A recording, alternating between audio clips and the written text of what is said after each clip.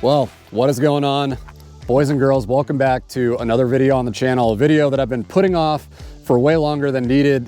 This is my brand new 2025 2075 Lund Pro V, my absolute dream boat. I'm sure I probably said that on my first 1875, but we're gonna go through all the features, why this makes this my dream boat. I mean, it's pretty much anybody's dream boat if anybody's trying to get into an aluminum boat, but I'm excited to show you guys all the features of it, everything that I've done to it and everything that I'm planning to do it. So let's walk through a couple of the stuff on the outside here and then we'll hop on the inside. Okay, so like I said, this is a 2075 Pro V Sport model. My last two Lunds were 1875 Pro Sports. I did have a new 1875 last year as well as the year before, but did not do a walkthrough on last year's boat because nothing really changed on that one. But this boat measures 20 foot 11 inches, so almost call it a 21 footer. Like all Pro V hulls, we've got the IPS2 integrated power strake, so that means you get an additional strake up underneath the boat, really shoot those waves to the side, as well as the additional aluminum hull thickness. So it is an absolute tank, absolute beast of a boat, and this boat is powered by the 300 Pro XS V8 4-stroke, my all-time favorite engine. 300 is the max horsepower for this boat. I could have gone with the 300 Verado, which is a six-banger, an L6, but there's nothing like that V8 torque and that power coming from that engine, because as a guide, when I've got 4 or 5 guests in the boat, I would much rather have that instant hole shot with the Torque Master lower unit than the potential of a little bit more top end speed with the Verado. The Verados are also a lot quieter, but like I said, when this thing fires up, there's nothing like it. We've also got the 9.9 Pro Kicker back here. I don't really use that quite as much for trolling, just because the bow mount on this boat will power this boat plenty, but it's a good insurance policy. So when I'm 15 or 20 miles offshore on Green Bay, if for some weird reason the Mercury crapped the bed, then obviously I've got the kicker to get me back in. But it is nice running a kicker on a boat this big, just to have some rear propulsion when you're trolling, and then use the bow mount to steer. So then, as far as the color scheme goes on this boat, so this was actually the same color scheme as my first boat, black Silverstone. But as you guys can see, just like my last Lund, we've got the premium graphics package here. So basically, your Lund emblem goes from the back to the middle, and then your model just kind of basically flip-flop, but you've got the upgraded premium graphics on this. The black and Silverstone is just, it's one of my favorite Lund colors. I know Heritage Red is always really popular with Lund guys, that red, but I'm just not a big red guy. So the black and Silverstone looks really, really sharp, especially with the premium graphics. My Pro V last year was all black, hull included, with some dark gray accents and a red Lund logo. As much as I love all black vehicles and everything, they're just so difficult to keep clean, and I keep my boats extremely clean, so that's why I went with the Silverstone underside and the accents here. And then trailer, this is your standard dual axle Shorelander trailer from Lund. It's got the Lund guard all the way throughout, so you're not gonna have to worry about rusting and all that. It's obviously not galvanized, but I do prefer that Blatmac Lund guard finish on there. We've got the premium package as well in the trailer with the diamond plate fenders, and then I did opt for the load guides on this one. These are actually aftermarket, the Lund. I can drop a link below. A lot of people ask me about those. Just nice to have. The plastic Lund guards, they're not gonna scratch your boat at all, period, but it just is a nice accent. It just helps to have a little bit of that added foam on the inside, just in case you do happen to bump them, which I've been known to do, but that's why we've got these on here. But yeah, obviously, I mean, all the way up from 1875 to 2175, even on the 1875, you have the option for a dual axle. I had singles on both mine, had no issues with them, but it is really nice to have the dual axle on this one. And then obviously standard up here, we've got the breakaway tongue as well, but all around tows this thing really nice. Okay, and then as we make our way around the boat to the other side of the trailer, you guys will see I have trailer steps on this boat. These are actually from the factory. You can order your boat with trailer steps from Lund. On my previous two Pro Vs, the first Pro V that I had easy steps on there. Those were great. Those were transferred just from the Crestliner that I had before that. And then on my Pro V last year, I hooked up with Boat Effects and I had Boat Effects steps on there. Those were great, but I did sell those with my Pro V from last year. So on this model, I decided from the factory to get these installed super sturdy. They're bolted right to the winch post like most of them are. Depending on the brand, if you guys want to get aftermarket, sometimes they mount differently on the trailer, and that's kind of why I wanted to just have it all done from the factory, but they're super sturdy. I did add just a little bit of grip tape on here, but once we get aqua traction in the boat, I'm gonna have them scan the steps, and we're gonna put some aqua traction pads on here too. But in the meantime, that's pretty much it for the outside of the boat. I think there's probably no better time to get this thing dumped in, and I'll go over all the interior features and run this thing around for you guys. So let's get this thing dumped in and get after it.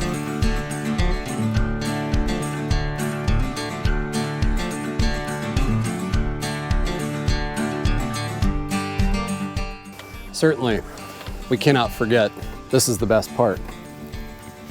I'm gonna take the microphone off and leave it right where it needs to be.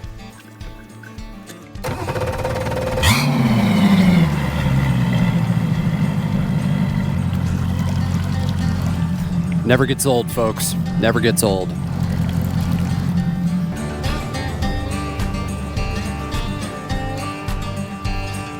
And much like any self-respecting, beautiful boat owner, we do not ever tie this boat off to the dock unless I have to. That's what we've got the Terova for. Curbside service, if you will.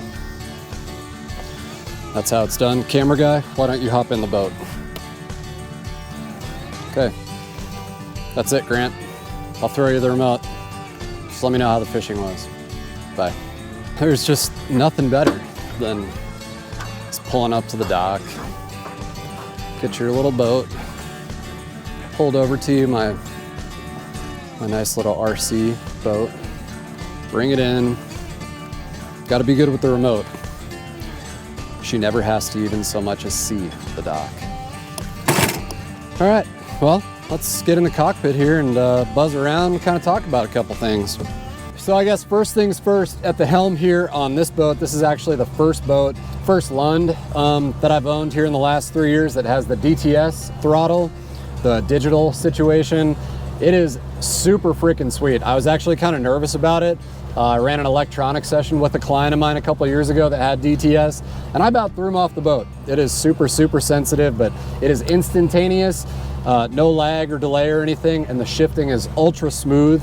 So if it's in your budget, highly recommend opting for the DTS throttle, and it's got push button start. Always feel cool push button starting a boat. But yeah, we'll go over everything. I mean, obviously we've got controls at the helm here too, for the kicker, your throttle over here, and then the key down there. We'll fire it up, runs like a sewing machine, like a kicker should. But yeah, we'll kind of get out of the harbor, go run around. Let's take off.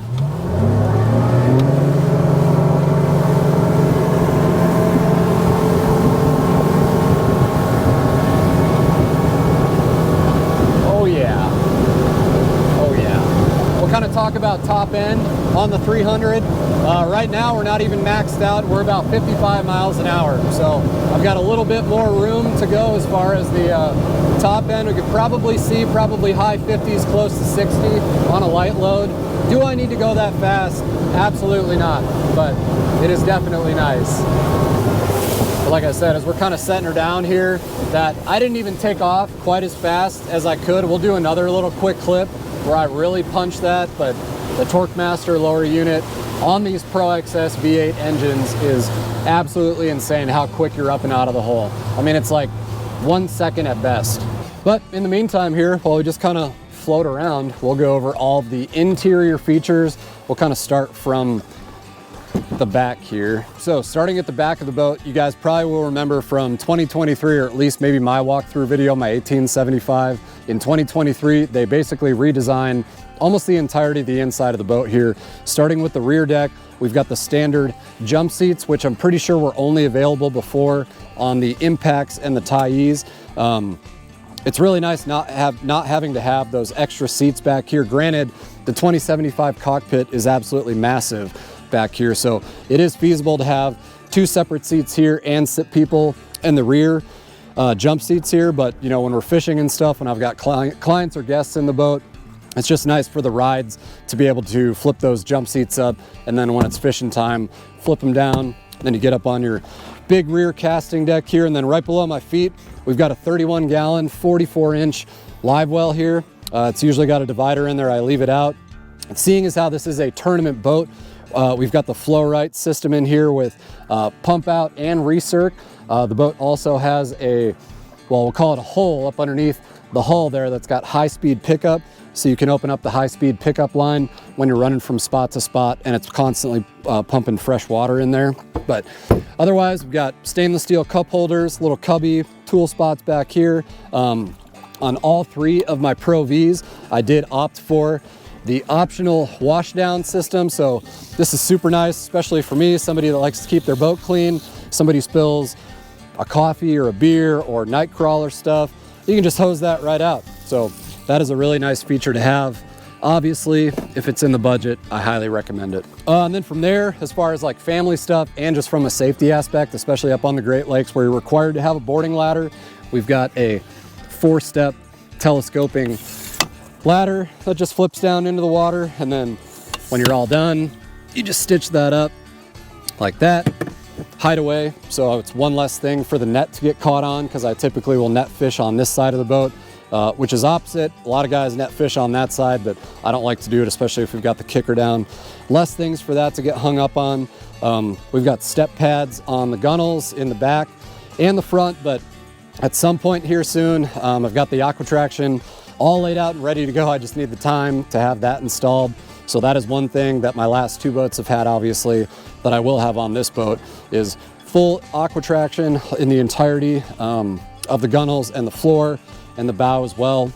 But you guys can see here on the Lund Sport Track system, I've got all my rod holders rigged up on the tracks. One thing I'm going to do different on this boat is I am going to mount a 60-inch piece of Cisco track on the gunnel and then rework my entire rod holder system. So that is something that's going to be coming up. We'll do a separate video on that one. But then here, as far as storage, and I guess that's one thing that I will say about the Pro Vs, there is not 1 inch of unused space in this boat for storage. Literally everything is storage. So on my 1875s, I still have the same storage on either side up underneath the gunnel. This one just happens to be a little bit bigger. So we've got that pull-out tray right there. I've got all my trolling stuff, crankbaits, bottom bouncer stuff. Plus it gives you really easy access for all your wires that run up and down the gunnel as well.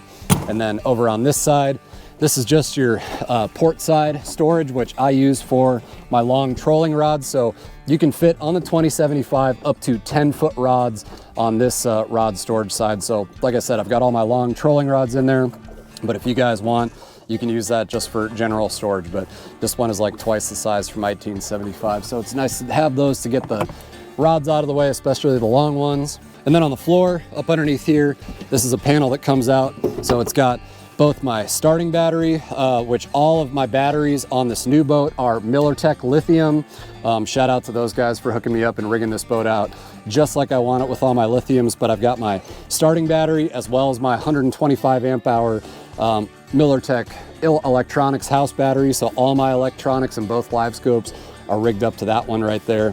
So as far as your battery access goes, that's where that is in the floor, versus my Pro V, which it was up underneath this jump seat. But underneath this jump seat in the 2075, you've got your power steering mechanism right here, all your battery controls. This is my black box for the rear live scope right here. And then I have an extra 40 amp hour lithium right there that powers this black box right there. And then other side jump seat as well. This is all storage up underneath here.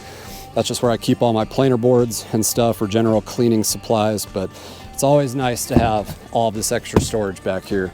And then as we move forward in the boat, just like in my second boat from last year, obviously, like I said, which you guys didn't see, I went for the pilot's chairs that do have kind of like a smooth moves kind of suspension seat. Really, really nice, especially in big water.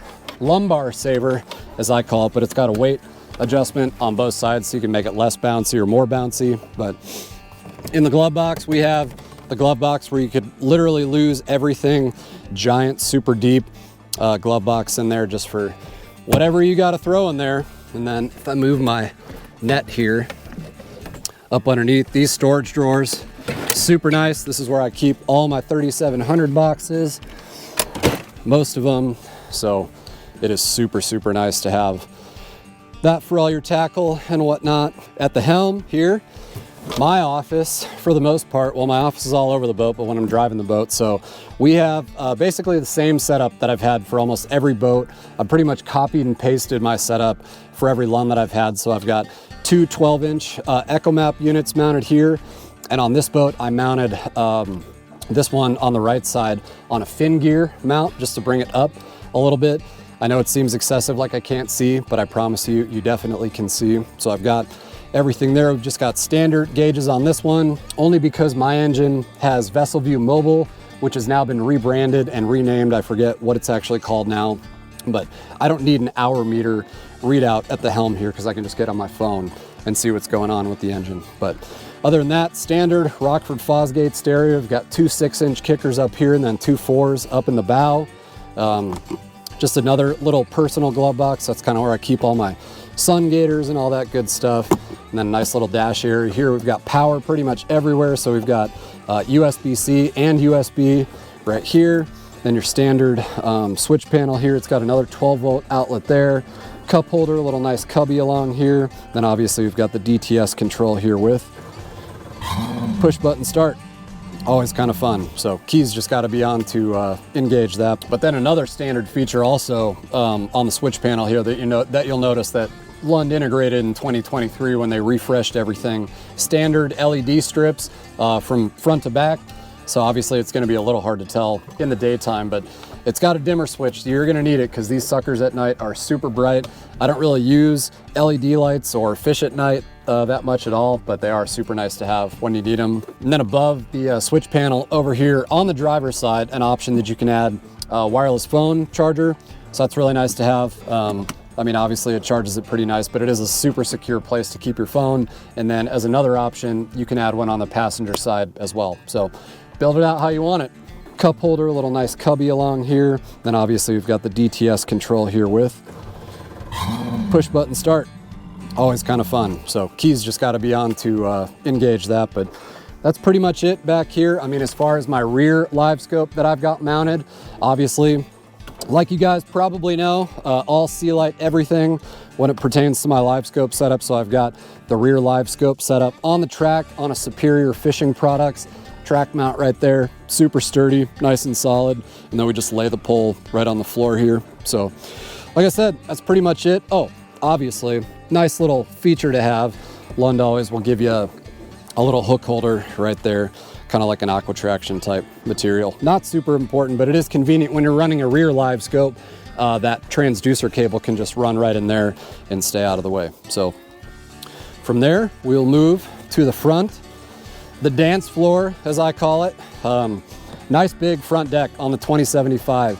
I'll put a chart up on the screen, do an overlay to show you the differences in the interior sizes when you go from 1875 Pro Vs to 2175 and how much space you gain in the cockpit to the bow.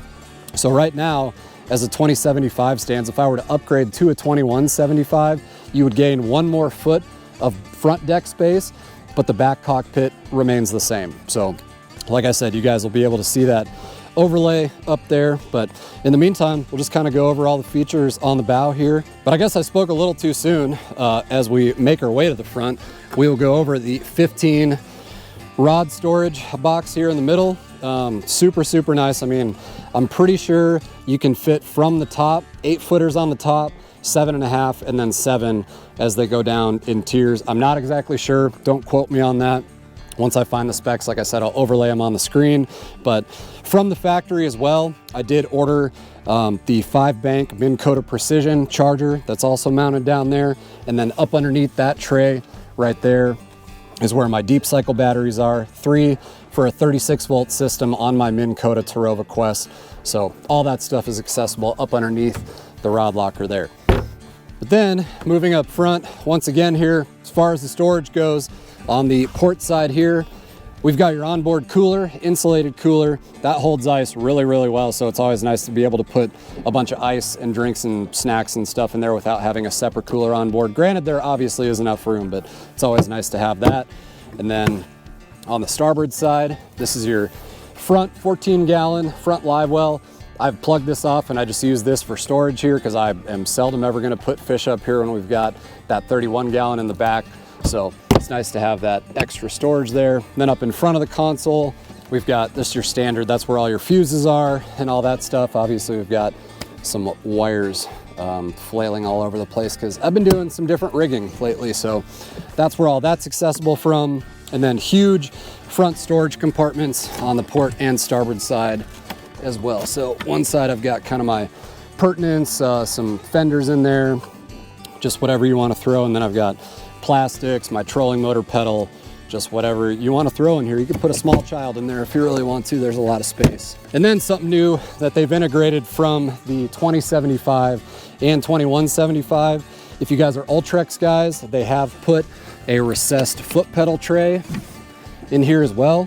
So my Tarova foot pedal does not fit in there, but it doesn't really matter because the Tarova foot pedal is not set up for anything recessed like that. So right now it just remains as is, but just stomp her down. She's good to go. And then we've got just your standard little tool holders up here. Again, all things that are standard from the Pro Vs that when they redesigned it in 2023. Bow cargo netting. Obviously we've got our life jackets over there on that side, another life jacket, just whatever you want to put in them. It's always nice to have those front compartments. And as we kind of move even more forward, we have just your bow storage compartment under the bow piece here. So I've got my front live scope mounted up underneath there. Got a little bus bar fuse block right there as well if you want to rig up some other stuff. But we've got standard trim and tilt for the engine in the front here. Standard Minn Kota, I forget the voltage, but that is the plug that you want for those. But then my favorite part of the boat, like you guys have seen in my last video that I just did, we've got the GPS map 8616 and then another 126 Ultra mounted on the Beatdown Ultimate Shorty. This thing is just super fun to use. It's super robust and sturdy. We can bring it up a little bit, or we could bring it up a lot of bit. And I don't have a lot of power cable because, like I said, I've been doing some different types of rigging, but I don't really need to bring that thing up anymore. That's pretty much right in your face. I never have it up that high, usually unless we're crappie fishing in the wintertime. But it is really nice to just be able to bring that up as far as you could think that you want to. Get everything tightened back down. Loosen this one up. Pull that pin, then it's all the way back down. So even an optimal viewing angle when you're standing up here, but it can come up more, and you can put extension pieces on this one to bring it up even more. But like I said, as far as rigging goes, this is how we initially mounted it on the bow piece here. I think what I'm potentially going to do is bring this down to the floor, only because I still have a little bit kind of a difficult time seeing when I'm at the helm up there. So that might be on the docket too, to just move that guy down here, but we'll see how that goes. And like I said, for my bow mount, I run the 72-inch Minn Kota Tarova Quest, the brushless model. This thing is an absolute beast of a trolling motor, definitely the best one that I've ever had. I have a lot of people ask me why I'm not running the Garmin Kraken. Reliability is number one. Rigidness, robustness, reliability being number one. Have never had an issue with the Tarova, and if I have in the past, not necessarily the Quest. Easily diagnosable, parts are easy to get, whereas with Garmin, I've just heard a little bit too many, iffy things, and I don't want to be stuck out on the water. But we've got that on the Minn Kota quick detach plate up there, so if something does happen, I can slide it off, throw a spare on, I'm good to go for the day. And then swing around here, we've got the sea light pole for the front. This is actually pretty cool. Sea Light's got some cool stuff coming down the pipe, but this is a prototype handle that they've sent me. I'll just deploy this, but just to show you guys real quick what I decided to do on this boat for the front, instead of using the Sport Track up here, I mounted a 6-inch piece of Trax Tech track right there. And then Sea Light obviously offers like a quick detach option, and that just slides right in. But this thing is so solid and secure, it's not even funny. That's why I'd prefer having it on a track, because it's much more stable than having the potential when you're running in rough water with that thing, halfway deployed, that it's not going anywhere. So this is the Pro Series Sea Light armature here. So just got that one pin right there. Loosen this guy up, break that away, get it straight, tighten that aluminum knob down, and then you just put this guy right back through. It's got several different holes in there, and then you're fishing. You're good to go. So this is a new collar that Sea Light has come out with. Before, they just had like a tension screw when you actually deploy the pole, but on this one, you just slide this guy right in with that kind of collar, and that you use this outside tension knob to be able to, you know, just if you want it locked down, super tight, not moving, or just loosen it up slightly, and that's not going anywhere, because oftentimes their set screw that they have right now would wear a groove into the pole itself, and then when you're trying to move it around, you know, it's just like sticking and going in all different directions. But then this handle right here, you can adjust that however you want to your liking, and then it sets like that. Then you bring it up, just loosen this guy, pull everything out, and then if you want to, when you're running, you can just loosen this so those teeth kind of line up like that, and then just make it one compact deal like that. So I was excited when they came out with that option. It will be available for you guys at some point, so something to look forward to. But when you're stowing this, just do the same thing, break it away, loosen this guy up, make it all kind of one compact little deal there for traveling.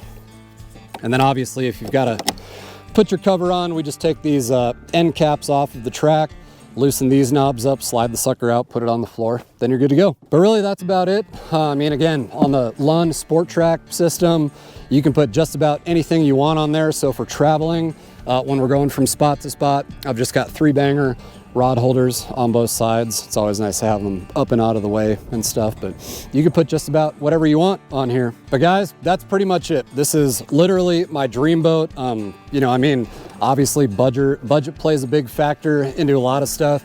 Sure, I would like to have a 21.5-foot Lund with a 400 on the back, but for when I'm guiding 300 days out of the year on 6,000 or 7,000, 8,000 acre lakes, like a 400 is really just not necessary. It is when I go up to the Great Lakes, but this is the perfect middle of the road boat on the market. I mean, aluminum, you just don't get much better than this. I mean, the ride, everything. This thing's got a 62-gallon fuel tank.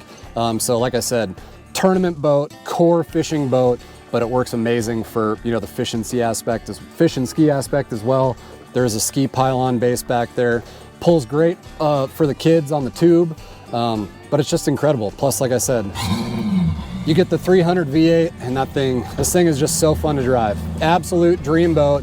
It's been really fun the last couple months running this thing. I have upgraded once a year, every year since 2023, but I think this one I'm probably going to keep forever unless Lund decides to completely refresh it again at some point, which they do have a tendency to do. But I did just get back from the Lund 2026 model year dealer conference up in Wisconsin, so I got to see a lot of the stuff that Lund's got coming down the pipeline right now. It's crazy. It's crazy. These boats are insane. They got several different colors, options. They've refreshed the new impacts. You can get full aqua traction from the factory in a 2075 impact, which is huge. Right now you've just got from the factory an option to do the gunnels in aqua traction, which I highly recommend because these suckers are slick. So definitely recommend that. But Lund's got a new HG model coming out, which stands for heavy gauge. I'll superimpose a picture over the screen right now what those things are and what they run like. Definitely looks like a Pacific Northwest, kind of like sturgeon boat, great big water boat for the Great Lakes. Literally something for everyone. But if you guys want to price out a Lund here in the Midwest, definitely call Mid-Kansas Marine, midkansasmarine.com. Check out our socials too. We can build you just about whatever you want. They do stock a lot of the smaller boats like the Impacts, the Renegades, the Pro V Bass, the Explorers, you know, your kind of just lower end type stuff. But if you're not in the market for a 2075 Pro V, we can do it for you. So like I said, midkansasmarine.com or call the Hutchinson or Andover location. That's pretty much it. It's a beautiful day here in Kansas land. I think I'm going to open this girl up. We'll make a few runs. In the meantime, hope you guys enjoyed this one. Like I said, we're going to do full aqua traction in this boat, and I'm going to mount those tracks, so I'll do a couple separate videos on those. I look forward to all that stuff. Hope you guys do too. We'll see you on the next video.